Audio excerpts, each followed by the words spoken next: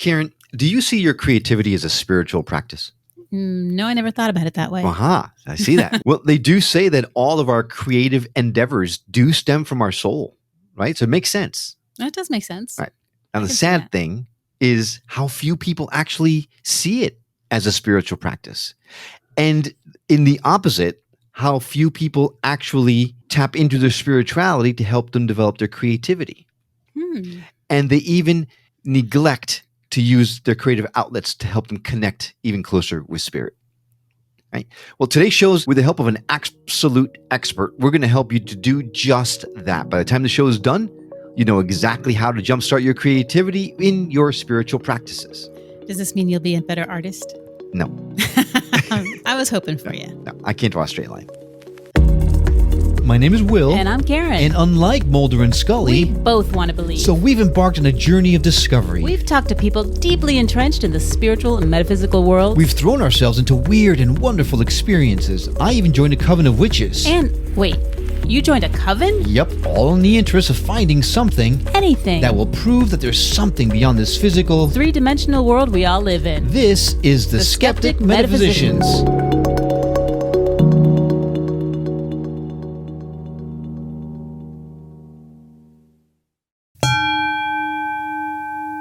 Welcome to the Skeptic Metaphysicians. I'm Will. And I'm Karen. And today we have the absolute pleasure of welcoming Molly Mandelberg to the show. She's the founder of Wild Hearts Rise Up. It's a gathering of people that help provide clear, practical steps to help you realize any vision you have for yourself in life.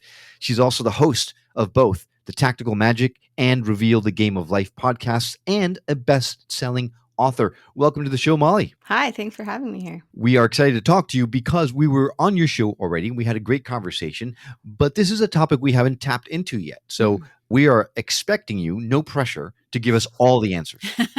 Every last one. All of them. Yes. Okay. I'm someone who has all the answers, so this will work great. That's what I heard you about look very wise. You do look very wise. All right. So, well, then let's just set the table. How do you feel creativity works as a spiritual practice?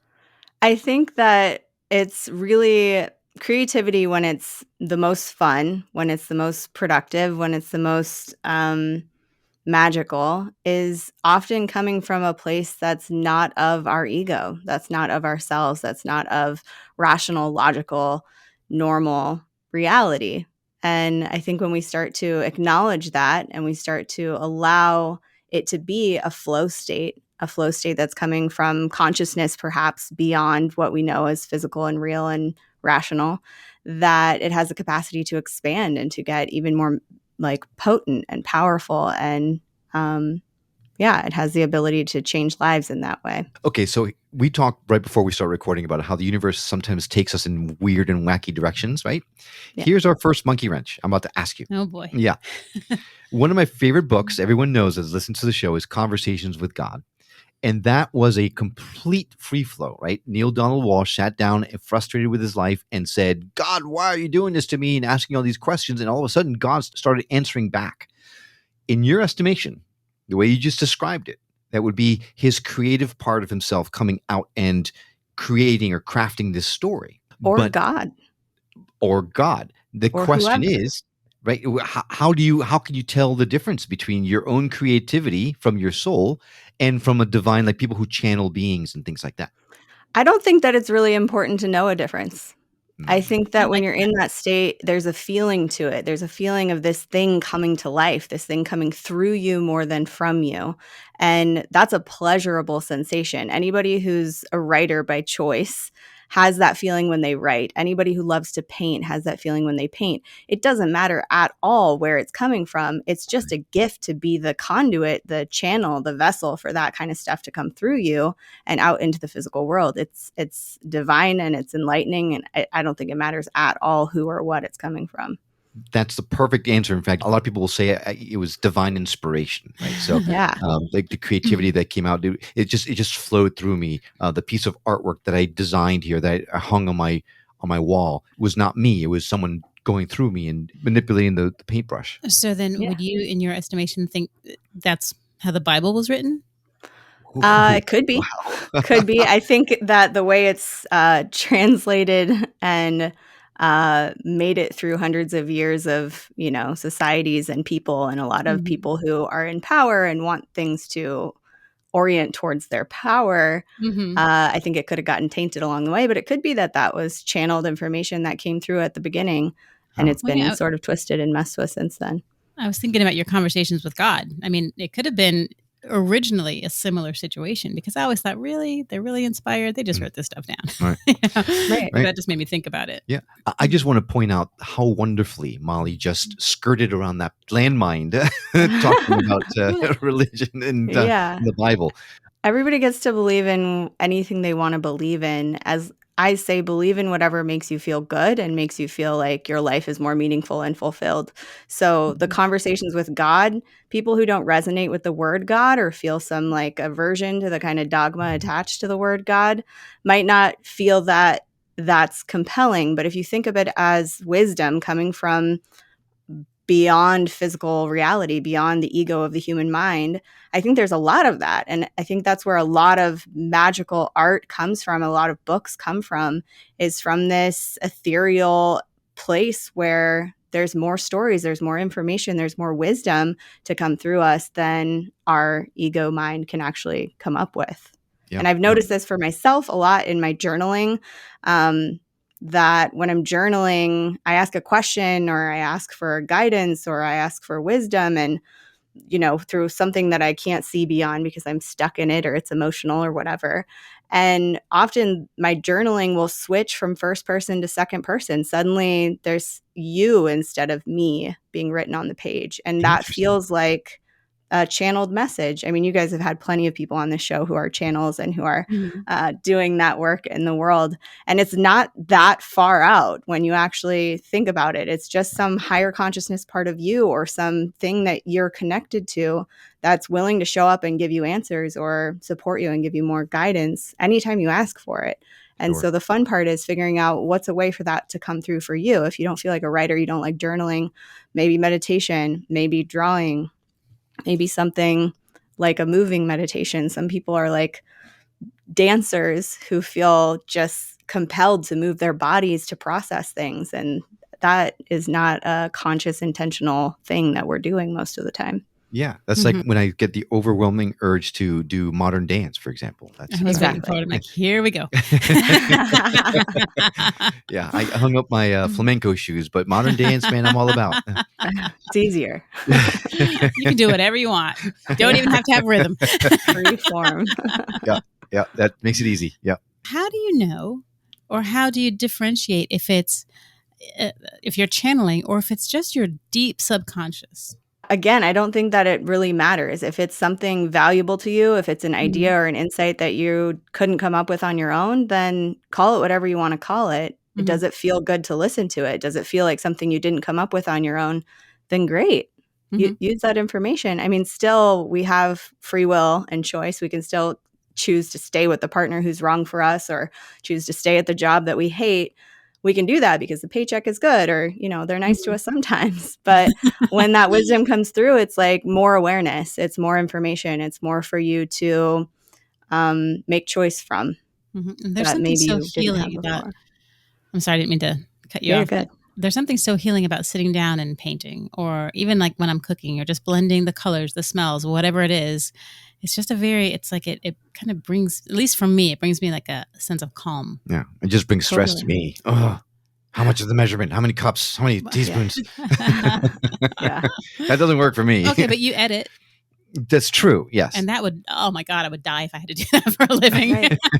Yeah. So everybody has a different thing that feels like that meditative flow state for them. And I think it's important to keep trying things and keep having hobbies or exploring, especially those of us who think we're grown up and we're adults and we have we know what we do, we know what we like try something new, see what else might light you up, might turn you on. The world we live in right now is really amazingly situated for that new hobby to become a new profession or a career or a business.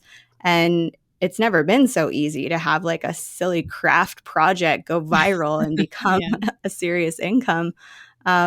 It's worth exploring, more so than just that it could make you money. it could light you up in a way that you didn't have that vitality in your life in another way before then. And we're definitely going to touch on that deeper a little bit later, because you help people do just that. And we'll talk about that in a second. But do you feel that people block themselves from accessing their creativity? Is there a way to get beyond that? Absolutely. I think a lot of us have those stories. Like I said, I'm too old to do this. That's just one. I'm not creative is a lie a lot of people tell themselves. I'm Wow. not Calling us out artistic. like that. Lie. Calling us a liar. Yeah, but then you like editing, and that's such a creative process to find the nuggets and the gold in like a long recording. That is a creative process. So, I mean, step one is acknowledging that those beliefs really usually aren't absolutely true. And then looking for, where are you already creative in your life? What actually have you done before that's turned you on? Or what did you see someone doing that you're like, dang, I'd like to try that? Like those wine and paint parties where a bunch of people sit together and get drunk and all paint the same thing. That's an easy avenue to get into something that you normally wouldn't go and try on your own, like buying a set of paints and a canvas and not knowing where the heck to begin. The problem is, since I can't draw a straight line, all I end up doing is getting drunk. Well, most I art mean, is a straight that's line, what so rulers are made for. If you need to draw a straight line, I use rulers all the time in my art. But yeah, I think the main thing is the people who are listening to this that might feel like they want to get creative, but they don't know where to start. Look around, see what kinds of things you're digesting and lit up by. What kinds of content are you is turning you on or is piquing your interest, and what version of that might you want to experiment with? And it could be easier to do it with a friend. It could be easier to do it with somebody you know who's already doing it, just to get in their world. Like this evening, actually, I'm going over to a friend's house because I just downloaded Illustrator.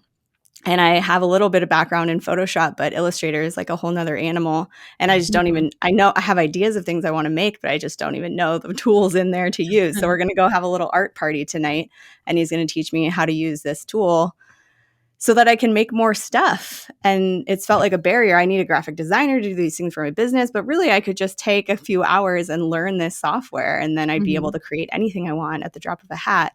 So yeah, that one was tapping me on the shoulder for a while before I was finally like, okay, I'll try it. I know I'm smart enough to do it. I know I can find time to do it if I have the skill set. So let me do what it takes to find the skill set. So we talked a little bit about, writing or journaling or writing a book, and you're getting these downloads or maybe channeling.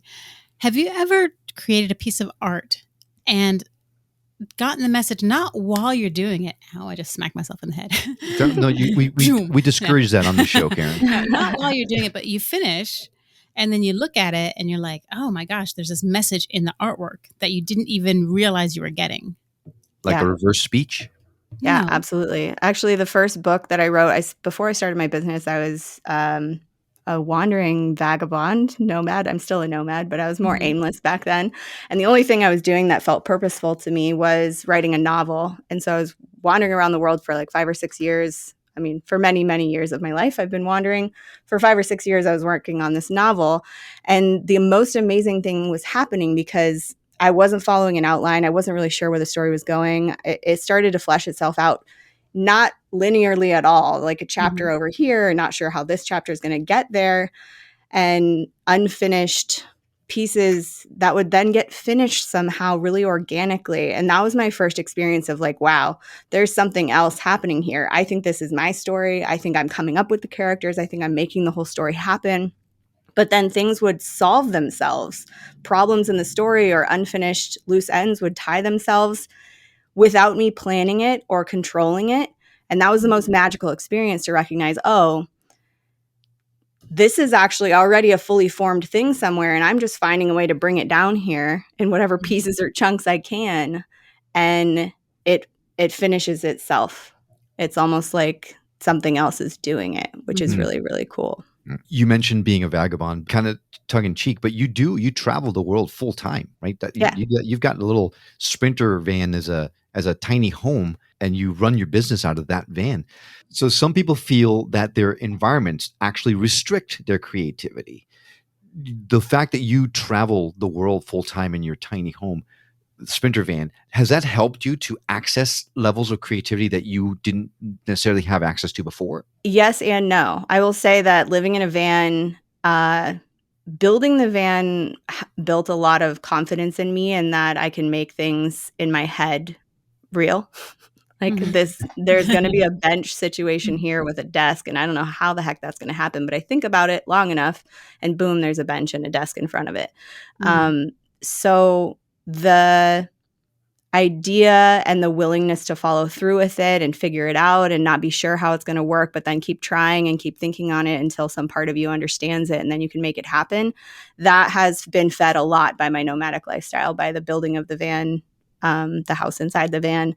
And that there's also a part of me that really wants more space to create, like a big barn to make giant things, a tree house on some land. Like there are bigger projects that I want to create that can't be done in the van. But yes, two things happen. One, when I've been like visiting someone for a few weeks, or I feel like it's time to get back on the road. As soon as I get back on the road, or as soon as my feet get into an airport, to be honest, I get a huge wave of inspiration, new projects, ideas, things I want to work on. And then it's like, oh crap, I need to stop traveling and moving for a minute so I can actually focus on these things and give them my time and attention. And the opposite is also true. Sometimes I'm on the road and I'm having that feeling of like, geez, I'm driving a lot. But man, I really want to work on that idea, or like this new Illustrator project. I really just want to sit for a few days and mess with this new technology to see what I can create. And I need to stay put for some amount of time to focus on that thing, to write that book, to finish that painting, to build that thing. So both are true. For me, when I start to feel stagnancy, if I'm staying put, I know it's time to get moving again. When I start to feel like there's too much I want to work on and I'm moving too much, then I need to stay put. So I do a pretty good job of honoring that and pausing my life or kickstarting my life when I feel that like sense of, I don't want to say caginess, but like more is coming. I need to step it up in some way. So it's really just listening to your soul, your heart tell you which direction get going or stay put kind of thing. So and it's a gift to have that option, because a lot of people are living in a house, and so you don't have the option of a new scenery, but taking a walk in the park or driving yourself to the nearest body of water, sitting with yourself for a moment, like having breaks in your monotony and creating those breaks in your monotony yourself is a really important part of bringing that creative flow back to you. Now, I'm looking at you now. You're not in your van now, right? No, I'm visiting my mom where I have a cute office background. Because I was going to say, wow, that's an incredible job of designing your van. It doesn't look like a van at all. No, it does not. I've thought about taking a picture of this wall and using it as a background when I'm in the van, because that would be funny. There you go. That's a good idea. Screen. Yeah. So when you are working with people and you're trying to help them, I don't know, open up their minds and let that creativity flow, let those messages come through, what are some of the biggest, or I guess most common blockages that people have? Yeah, I'm not good enough. I'm not smart enough. I'm too old for this. I don't have enough time for this. People will judge me for it. People will be mad if I get too creative and big and amazing. If I shine my light too bright, they'll be upset. What if I try and I fail? Then I'll be a failure and I'll be judging myself, or other people will see me fail and they'll judge me. What if I make it and it's just not good enough? Then I might as well just not try. Right. I'm not quite clear yet what it is. So how do I move forward if I don't know what it is yet? Those are the most common ones that come up. And I will say I help people unbridle their creativity through a pretty specific niche and lens. I mostly work with coaches, holistic practitioners, entrepreneurs who want to get over that creative block to developing content, showing up on social media, broadcasting their message, and building their business beyond one-on-one services to groups and programs and stuff like that. But the same sort of methodology is true for anyone wanting to bring more creativity and flow into their lives. Mm-hmm.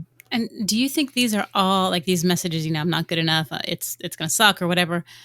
Do you think those are all brought on by ourselves, or do you think they're just reactions from other people, or what? That's a really good question. I think most of our false beliefs, our limitations are absorbed from society and from our upbringing. So if you had a parent who, it could go both ways. You have a parent who's really not following their purpose and it feels like, okay, that's how to stay safe in the world. That's how to be. I just kind of keep in my lane and I stay in focus and don't dream too much, because if you dream too much, then you'll get outside of that lane. Or you have my mom is a brilliant creator and had a wild career as a writer, that then I was afraid of not being as good as that if I went and tried a creative life. And so it can hit you either direction, either be like them and stay small, or I don't want to be like them and so I'll stay small because she was so big. That upbringing has a lot to do with where we collect those. It could be that society has told you, get a day job, think realistically, plan for the future, pay that 401k as long as possible. Like whatever the story is, we absorb it either from society or from the people around us. It could be your parents, it could be your siblings, it could be an uncle who just was weird about stuff, that it can come from anywhere. And often it stays with us for a reason. Usually we think we're safer with that belief. And so we keep it around. It's trying to keep us from getting hurt or getting embarrassed or getting traumatized in some way. And it's important to take a look at that belief and say, who am I when I believe that thought? I'm smaller, I'm more stuck, I'm hesitating, I'm unsure of myself. It doesn't feel good. And who would I be without that thought? That's questions from The Work by Byron Katie. And analyzing those beliefs and saying, would I like to keep them? And consciously choosing whether you're going to keep that thought around or not. And then making it a practice. Anytime that kind of thought comes up, you look at it. Is that true for me right now? Is there a part of me that needs something so that I feel safer as I go big and blast beyond that limitation? How can I nurture myself in that way? What kind of support do I need right now? Because I'm going big and I don't care what voice in my head tells me not to. And I guess it is easier to kind of stay small like that. You don't have to take a risk. You don't have to put yourself out there or, get to the edge of your comfort zone or try something new, or potentially fail. So, yeah, I can see why a lot of people would just kind of stay in that little shell. I would say it's more comfortable, but it's not easier, because if there's a part of you bursting to get set free, it's uncomfortable to keep it hidden and to keep it contained. And that's where the spirituality aspect of this comes in, because we've all talked about the fact that awakening to spirituality starts on the edges of your comfort zone. And a lot of people aren't ready to do that one way or the other.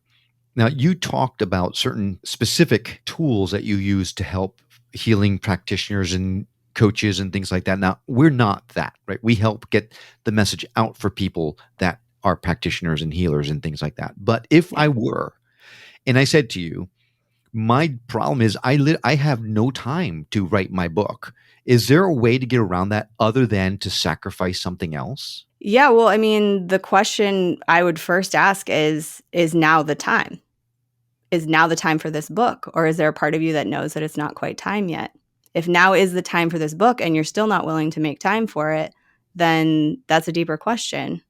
What are you afraid of? Why isn't this book a priority for you right now? What else could possibly be more important than this thing that's begging to be born through you, getting your time and attention right now? But how can you know if it's the time or not? That's Molly's there. Molly's there to tell you. It's an awareness. I know. I don't impose that. It's time. You better write that book right now. I was saying that, Will. I was kind of hoping that you would, Molly. I need that kick in the butt. I can do that if you want that, but no, I would never force. I've had people hire me to do a project, and after a few sessions, we realize they need to focus on something else first, so that can be born after. And so we drop what we're doing and change gears to work on that, and sometimes even pause our sessions while they focus on the other thing first. And I give total permission for that, because there's nothing, there are a few things as painful as trying to squeeze this thing out of you when it's not done gestating yet. It's a lot like birthing a child. Not that I've birthed a child, but there's a gestation period. There's a divine birth date. There's some tension around letting it go and having it be born, for sure. And often a moment where you want to stop and quit and say it's not happening. And then you let it out into the world and it gets to have a life of its own. I want to go back to your question a little bit, because there are a set of tools that I use that are really powerful for clearing energy, for making choices, and for stepping into more of the power where I can do this. I'm choosing to do this. I'd like to create this. And like, how much magic am I willing to funnel through me now?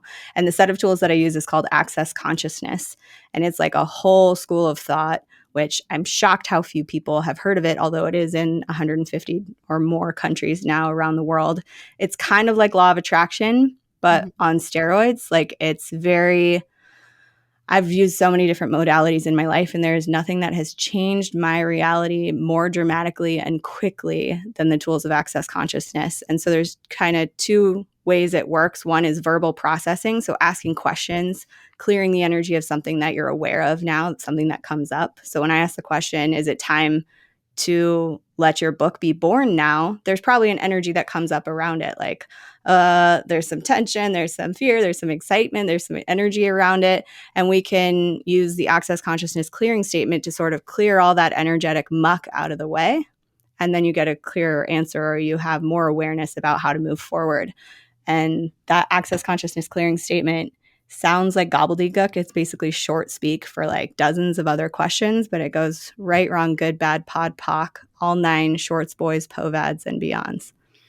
And that stands for like so many different questions. I was say we just heard that. We just had a session with a hypnotherapist, and so I underwent hypnosis. And at the very end, that was the statement that she.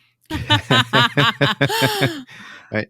So, I mean, that sounds amazing, and I'll be the first to admit I've never heard of it. So, yeah. Is it like is this a psychological tool, or is it a spiritual tool? There's verbal processing, and then there's hands-on body processes as well. So usually when somebody is interested in access consciousness, first off, there's dozens of podcasts, there's dozens of YouTube channels for anybody who thinks access consciousness sounds, ooh, I might want to check that out. I heard someone say the clearing statement in a Facebook Live 5 or 6 years ago, and I was like, what the hell was that? And I immediately, she was like, if you want to know what that is, it's the access consciousness clearing statement. I Googled it and immediately was like, oh my God, this is fascinating. I'll come back to it. I ran out the door to go to a networking event, walk into the networking event 20 minutes early because that's how I roll. The only other woman there, I said, hi, I'm Molly. She said, hi, I'm Barbara. I'm an access consciousness facilitator. I was like, what? Whoa. Within 20 minutes of Googling this thing, I met someone who does that for the first time ever. I was like, okay, I'm listening. Like, that seems like a sign. This is for me. Yeah, and went like just deep down that rabbit hole. It's like universal Alexa or Amazon or whatever, right? Where you're having a conversation, all of a sudden Facebook's giving you the ads, Yeah. And when you're asking for guidance, you're asking for who's my next teacher? Where's my next learning coming from? Where's my next level up? And then boom, boom, boom, it becomes that clear. I was like, okay, I'll move in that direction. And I will say, with the tools of access consciousness, so much has changed in my life. My ability to receive money, my ability to feel embodied, to feel connected to my body and know what it needs and give it what it's asking for, listen to what it's saying to me before it turns into a lot of pain or discomfort.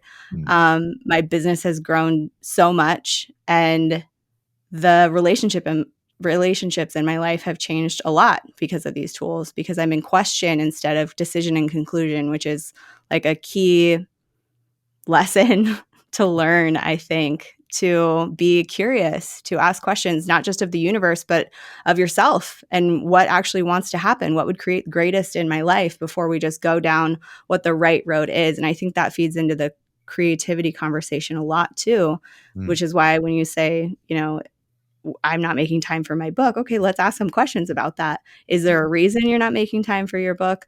Is your book actually wanting to be born right now? Or you just think you should write a book? And that's what people do when they have a podcast.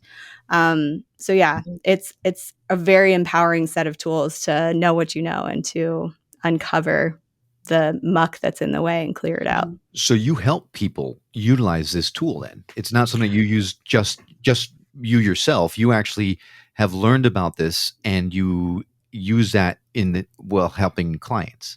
Yeah. So I'm a certified bars facilitator. So the first class, once you're interested in access and you want to go to classes, the first class that you take is a hands-on process called the bars.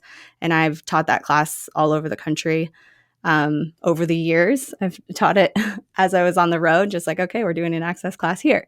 And I've attended classes all over the world too. So I don't teach the foundation class, which is the one you usually take after the bars, and that's more of the verbal processing. But yeah, I use the clearing statement. I use the tools and questions with my clients all the time, and it creates a lot of shift for them as well. Yeah. So do you only take on healing practitioners and coaches as clients, or can someone like me hire you to help me do that? Yeah, I mean, I'd be happy to. Mostly my clients are people who own businesses and who want to grow those businesses in some way. But yeah, I do have clients where they are entrepreneurs, so we have that lens to talk through, because everything usually for an entrepreneur, yes, we want to like grow and evolve as a person. We also want that growth and evolution to impact our businesses and our ability to make a difference in the world. And I like talking through that lens. But yeah, some of the sessions I do with my clients, we're not strategizing, we're not writing copy, we're not developing content, we're just looking at the beingness of it and what needs to get out of the way or shifted or changed or rearranged so that that beingness can expand.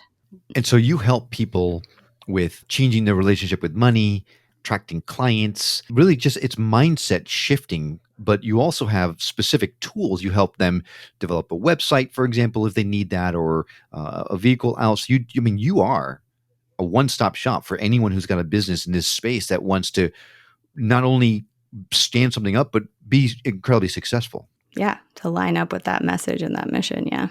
Wow. That's, we're going to have a conversation after this. Can you share one of your success stories with us? Just so someone listening could get an example. Absolutely. One of my clients just in the past year, she's been in business for 15 years. She's led thousands of client sessions, and she was feeling a lot of hesitation around leading retreats. She wanted to have retreats on her property because she had built this beautiful space for it, and she was just kind of not feeling the energetic of like, I can own this, I can move forward with this, I'm making this happen, this is occurring. But she has all these clients to pull from who would definitely want to come to her land and have this experience. So we did the two sides of it, of course, the copywriting. What are we going to say about these retreats? Who's it really for? How are we going to figure out how they sign up? How many are actually available? Because you only want to do one every couple weeks or every weekend, and only in the summer when it's not snowy and cold outside.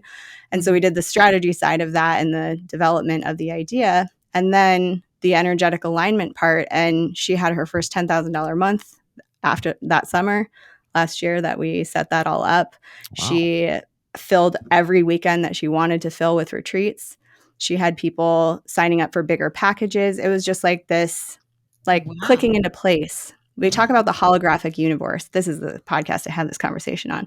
You talk about the holographic universe, that all potential realities are happening simultaneously. Mm-hmm. And if you know about a holographic film can have multiple images imprinted on it, and you see the different image by simply shifting the light or shifting the angle of focus or whatever. Mm-hmm. So you think about, we think it's this long journey to get where we're going, and that there's so much to do and so much to create. What if it's just your reality is a holographic film and you just have to click it a slight angle into place for the stuff you've been asking for to really be here already? Right. And that's what that felt like.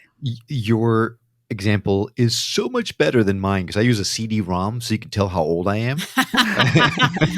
Floppy disk. Yeah, it's a CD-ROM where all the possible outcomes are already written on that CD-ROM. You just it's like a choose your own adventure kind of thing. Change the track. Exactly. Track jumping. Well, I listen. You are the host of two wonderful podcasts. One is Tactical Magic. The other one is Reveal the Game of Life. I listened to them both, and I heard one recently. Somewhat recently, you talk about the Matrix, right? And you use a term that I had never heard before, and I found fascinating. Can you tell us what artimancy is? Artimancy. Oh, yeah. This is not my modality, but it's so cool. So you think about divination, you go to a tarot reader, they pull cards, they glean meaning from those cards and help you figure out how that card relates to your life or your story or what you're choosing to create or moving towards. Artimancy, I can't tell you the name of the person who developed it. I can tell you my friend Karen Olson is the one that I found it through, that I tried it with. And it's the idea that you walk into a museum, and you do this with an artimancy guide or facilitator. And in the museum, through a little numbering, lettering process, you basically, not accidentally, but unknowingly choose what piece of art you're going for. And that's your tarot card or whatever, your divination. And then you're blindfolded and you're walked through the museum and stood in front of, they guide you to stand in front of this piece of art that you've accidentally chosen, not accidentally, but, unknowingly what it is chosen. And you experience the piece of art with the blindfold on, sort of sensing what's there, what's in front of you, what does it look like, what does it feel like, what do you seem to know about it or perceive about it before you ever even see it.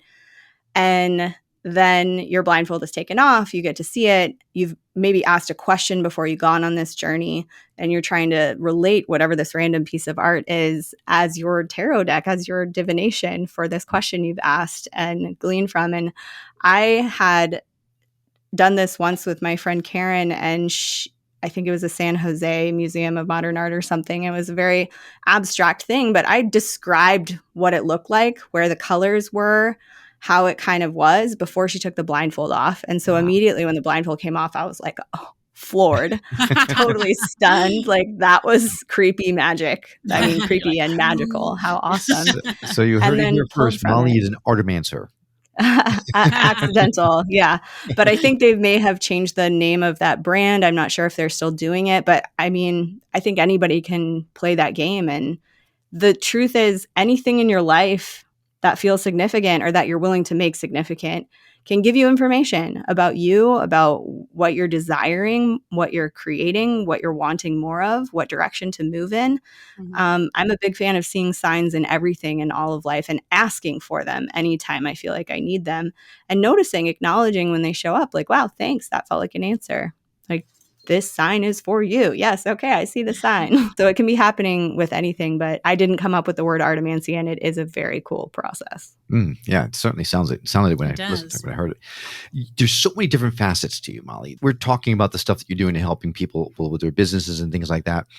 Let's say someone comes to you and says, I think I've got something, but I don't know how to make money out of it. Can you help someone do that? I can. And I mostly work with people who already have a business. Right.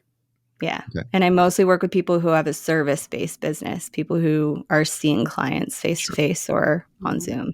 Well, the reason why I brought up artimancy and all the different facets of you is that you actually offer, you've got, not only were you a best-selling author, you've got several books on Amazon, and we'll add direct links to those in our show notes, but you also have an oracle deck that that you offer as well. I mean, there's lots to Molly that we're not going to have time to dive totally into, but I'm assuming this is all part of your own creative journey that these pieces have come out from.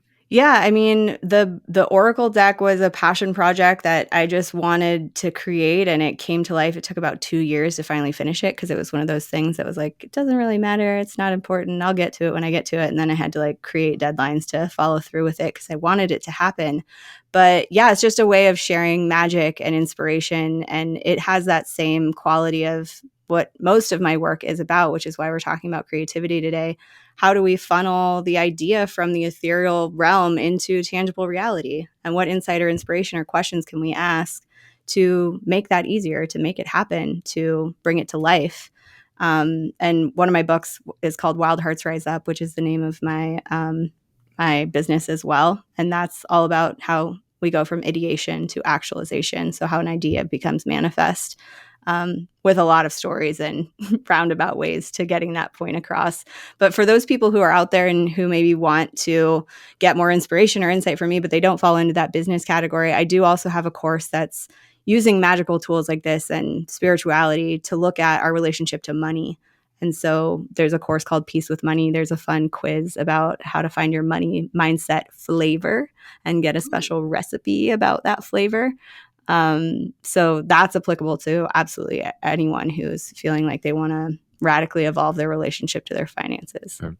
And you do offer a lot of free stuff on your site, like quizzes and tarot readings and things like that. And we're going to add a direct link to your website on our show notes, because you do offer a lot. I can't stop creating. That's my biggest problem.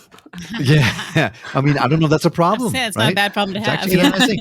Now, I can imagine that sometimes it's like, well, where the hell does this fit in all of this? Right? That's the Rubik's Cube of it all might be the most difficult part of it. But your website is wildheartsriseup.com, and we're going to add that to our show notes. So if you're listening to this on the radio, all you need to go to skepticmetaphysician.com and check out her episode page. You will see all the links directly laid in there, easy for you to connect directly with Molly.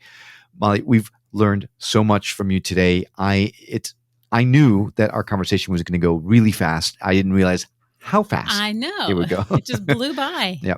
But we really appreciate you taking the time to share your expertise with us. And I urge everyone to reach out to Molly, hit up our links in our show notes, because we're going to connect you with someone that's going to help you a lot if you're in this space. So Molly, thanks so much for coming on the show. Thank you so much for having me, you guys. And thank you for coming along on this journey of discovery. If you know someone that you feel would benefit from hearing the messages that we shared on this episode or any of our others, we'd love it if you would do them and us a favor and share the show with them. Super easy, and you might just change someone's life.